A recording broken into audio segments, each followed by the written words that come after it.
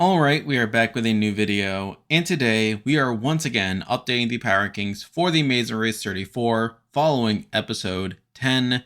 And honestly, this episode didn't bring too much intrigue over the overall race as it was the second half of the mega leg, so I feel like a lot of the stuff from the previous episode carried over here.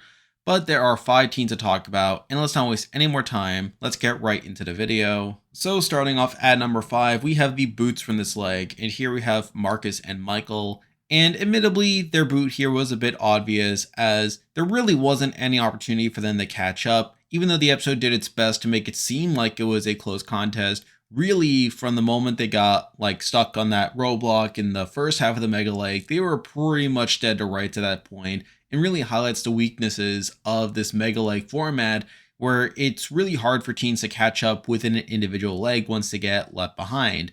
And that's exactly what happened to Marcus and Michael here. Now, admittedly, I wasn't quite expecting them to be eliminated in this spot, as I did feel like they would have at least made it to the final 4. But again, once we saw the results of the mega leg, it sort of made sense for them to go out here, as there really wasn't many opportunities for them to catch up. And on the whole, I did find them to be a mostly solid team. And while I did drag them down on my power rankings as time went on, I feel like a lot of that was because they remind me a lot of Ryan and Dusty, this team that was presented as this big threat and a team that was largely focused on physicality while having plenty of weaknesses in other regards. Now, admittedly, I feel like they were a bit better in the other aspects of the race than Ryan and Dusty, but they were still prone to making some pretty big mistakes, including what happened on this mega leg that did cause them to be the boots here. So for that reason, I do have them here at number 5. And with that, there are 4 teams left in the race to talk about, and as usual, I'll be ranking them based on how likely they are to win the race, based on their current race position. But at number 4, and this was actually a change from last week, but here we have Emily and Molly. And this was a bit of a weird switch, as for the longest time I did feel like they were better racers than Aubry and David. And to be fair, I feel like on any given season they would probably do better than Aubry and David. However, at this point, I'm just not liking the way they're being presented in the edit, where every episode at this point is focused on their leg injury and how it's really being this obstacle for them. And in the past, I did feel like this could have been something that could have made this obstacle that they could overcome. But at this point, and especially with other teams coming off a bit more favorable in the edit, I feel like Emily and Molly fit more as his fallen angel team, this team that's taken out right before the final leg, rather than a team that's probably going to win. And I feel like through that definitely puts Emily and Molly in a pretty bad spot. Now again, they have been also slipping in their overall placements, where they have been sort of falling behind, obviously Derek and Claire and Louise and Michelle.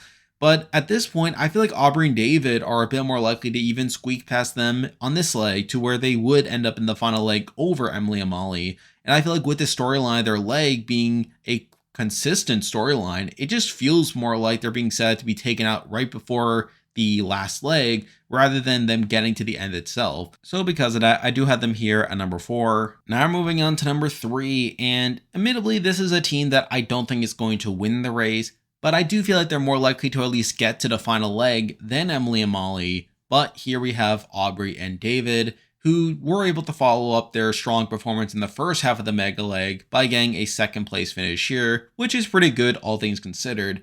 And realistically, I could see them getting to at least the final leg at this point. Now granted, I don't feel like they're as likely to win, and they're probably not as good of a team compared to the top 2 teams, but I feel like based on the edit that they've gotten so far, I could at least see them making it to the final leg and at least making things a bit interesting. Although realistically, I don't think they're as likely to win, and I feel like out of the teams left in the race, I feel like they're probably the worst team.